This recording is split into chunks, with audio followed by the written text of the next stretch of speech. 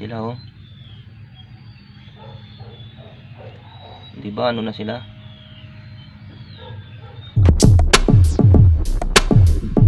Bangs TV. Ayan, kumusta sa inyo mga idol? Welcome back sa ating YouTube channel. So ayan po, update natin yung ating trapal pan na may lupa. So ayan po mga idol.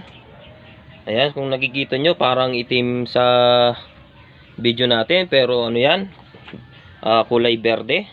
Yan, dahil sa nilagay natin ng lupa. So yan, maganda pala yung ano, may lupa kahit na nasa trapal pan lang mga lodi. Ayan po oh. Ayan, saka number 1 pa yan, ano, hindi masyadong palitin yung tubig. Tatlong araw ko nang inoobserbahan, hindi man ito nangangamoy o ano. Dati yung ano natin, walang lupa, halos ano, araw-araw nagpapalit ako ng tubig. Pero ngayon ano na, malinis, tapos ano, walang amoy, tapos ano pa, active pa yung mga alaga natin, kumakain na. Pero dati hindi mang nakain yan, siguro 4 na araw na hindi nakain. Hindi man lang kinakain yung mga ano natin, binibigay. Yan. So ayan mga idol, kung magpapansin nyo, ayan oh, kahit may ano yan, may lupa, medyo malinaw naman. Siyempre ano lang, kulay ano lang yan. Pero yung ano, hindi natin may iwasan yung nakikita natin sa gilid, yung ano, lutang. Ayan, may lutang dyan mga idol. Yan, mahihina na yan. Hindi natin may iwasan yan. Ayan oh, marami oh. Yan, kasi sa tubig din, yung lamig, pagka malamig yung tubig, yan, na-stress yung mga hito natin. Pero marami na ring ano, mas marami yung active na ano, kumakain na ngayon. So mamaya ipapakita ko sa inyo kung ano yung pagkain nila, tsaka ano, magana na sila sa ano, pagkain. Ayan. So yung mga idol, so kung magtatrapal kayo ano, bigyan nyo na ng lupa para ano, yung mga isda hindi masyadong may stress. Tsaka yung ano ninyo, yung pan ninyo ay hindi ano, yung palitin na tubig tsaka mabaho. Yun, suggest ko lang sa inyo mga idol. Konting kaalaman lang na i-share ko ngayon. So ayan mga ano idol, prepare natin yung pagkain nila. Papakainin ko sila ngayong umaga. So ayan. At so ayan mga idol, ito yung ano, ipapakain natin ngayong umaga. Isang itlog. Yan. Yung itlog kailangan lusaw to. So mangangailangan tayo ng strainer mga idol. Yan. Pang ano diyan, pang lusaw para mapino yung itlog. Yan. Tsaka ito, alam na natin kung anong gagawin. Laman lang yung kukunin natin diyan idol. Hindi pwede yung bituka. So agad magpo-polluted yung tubig natin pag kasali yung bituka. Paano masabi? So ayan, madali lang kainin nila to. Itong pagkain natin ngayon ay isang araw ngayon. Yan, buong araw na yan mga idol. Makikita nyo, mapapansin nyo sa mga alaga ninyo, hanggang gabi busog pa yan. So matagal maano yan, matagal nilang maubos sa kanilang tiyan, matagal malusaw sa kanilang tiyan. Kaya ano, ginagawa ko, para hindi sila ma-overfeed, isang araw lang, bukas na naman ganito uli yung ipapakain ko mga idol. Sana all. So ayun mga idol, simulan na natin. So unahin natin yung itlog. So ayan. At so ayan mga idol, kitang-kita naman na ano na natin yung itlog. Ayan, pinong-pino siya. Kailangan ganito mga idol, yung pinong-pino. So ayan, gumamit kayo ng strainer para yung itlog ganito kapino. Ayan yung ano niya, yung iba. Ayan siya oh. So madali nilang makakain yan. Tapos ano, next natin yung isda mga idol.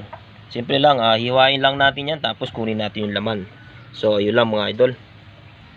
At so mga idol, ayan na yung isda na ating ano, giniling. Yan yung laman. So dapat ganyan yung ano, yung laman mga idol. Ano, parang dumaan din sa strainer. Yan. Tapos dito, ayan yung mga ano natin, yung tinanggal, yung tinik, tsaka yung balat, tsaka yung ulo. Yan, hindi pwedeng ilagay yan. Mapupolluted ang ating ano, ating trapal pan pag ganin nilagay nyo yan mga bituka. Yan. So ayan, dapat ganyan. So ayan, papakain natin. So siguro unahin natin tong itlog. So samahan niyo ako mga idol. Tara. Tara.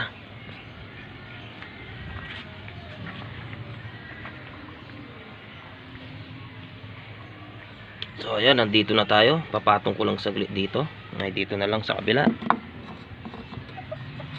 So ayan mga idol, kukuha lang tayo munang konti para example sa mga ano natin, alaga. Ayan. Yan, medyo ganyan lang. Huwag masyadong madiin kasi titigas yan. Hindi na nila makakain. So ayan, subukan natin dito sa may gitna mga idol. Medyo malinaw naman yung camera.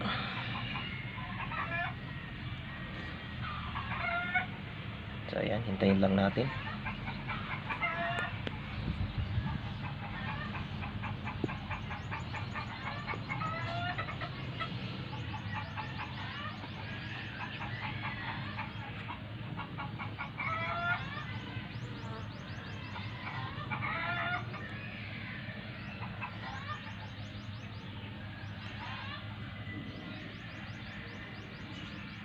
Ayan mga idol, kung mapapansin nyo ay mayroon ng ano, lumalaki. Ayan oh, nasa 2 inches na yan mga idol, 2.5 inches yan.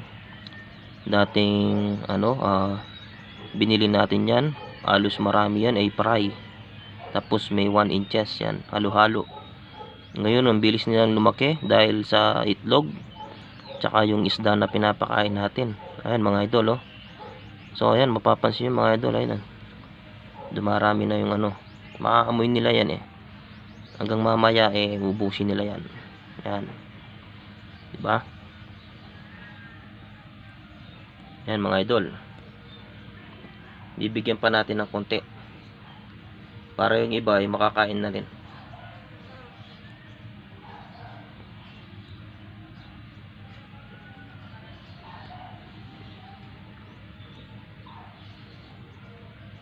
Itong itlog idol, kaya pinili ko to kasi maprotina to mga idol. Kaya kitang kita naman, mabilis silang lumaki. Mabilis lalaki mga alaga natin pagka may ano, itlog na kinakain.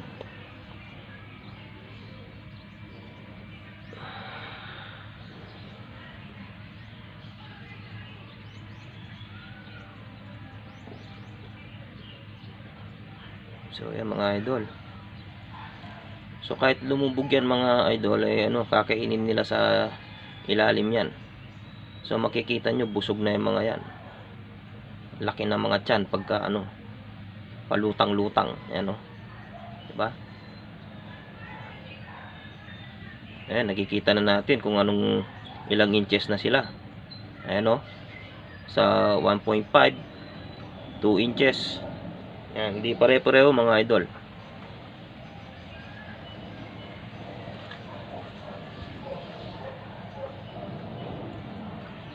Ayan o, nakikita nyo doon.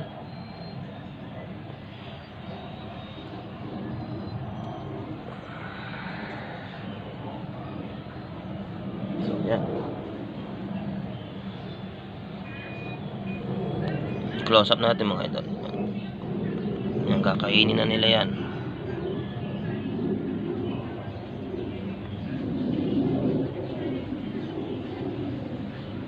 So ayan, di ba mga idol, gustong-gusto nila yung itlog.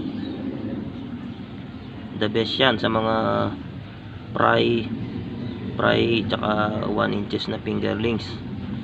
Yan ang halos pinapakain, yung itlog na giniling. Katulad ng ginawa ko mga idol, ganyan din ang gawin nyo, na kailangan ng strainer para maging mas malambot tsaka pino. Yan na sila oh. Di ba? Yan, sunod natin yung ano, sunod natin mga idol yung isda para makita ninyo kung ano yung pinaka-ano nila, pinaka-gusto nila. So ito na yung isda mga idol. So ito naman ay mas mabango, kaya gustong-gusto din nila ito. So ito ilalagay natin dito sa may dulo. Yan. Yan naman ay lulubog. Pero kakainin nila din yan sa ano, sa baba. Yan, makikita nyo idol oh. Dami oh.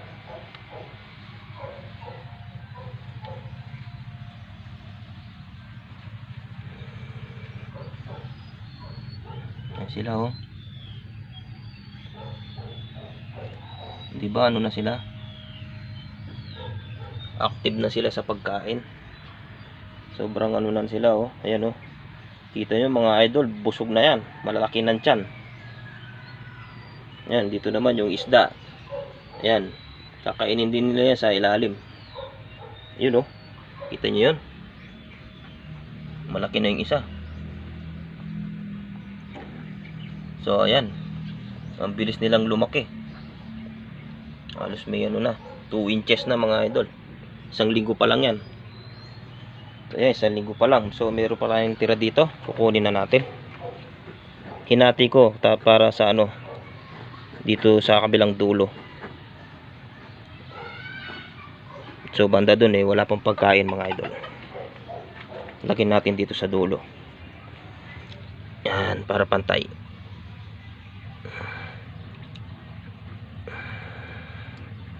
Yan, ganyan lang natin. Yan, kakainin din yan mga idol.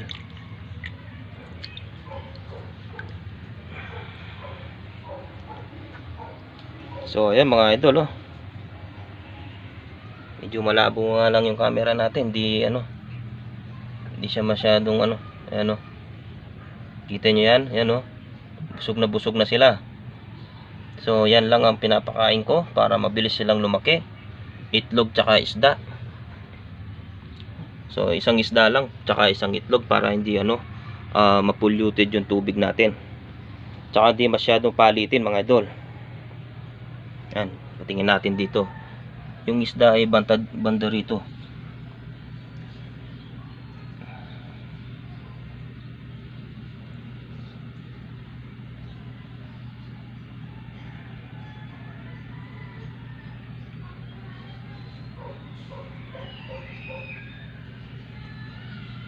Yun, 'di ba? Kumakain na sila. So, ang lakas na nilang kumain mga idol. At so, yun mga idol, hanggang dito na lang po ang ating video. Sana po ay may nalaman kayo kahit konting kaalaman lang mga idol na sinare ko ngayon. Sa mga gustong mag-alaga kahit sa trapalpal lang, yan, mas maigi ibigyan nyo na yan tubig yung lupa para hindi masyadong polluted, tsaka hindi sa palitin ng tubig mga idol. Yan. Ito ngayon kahit isda yung nilalagay natin, hindi siya masyadong mabaho.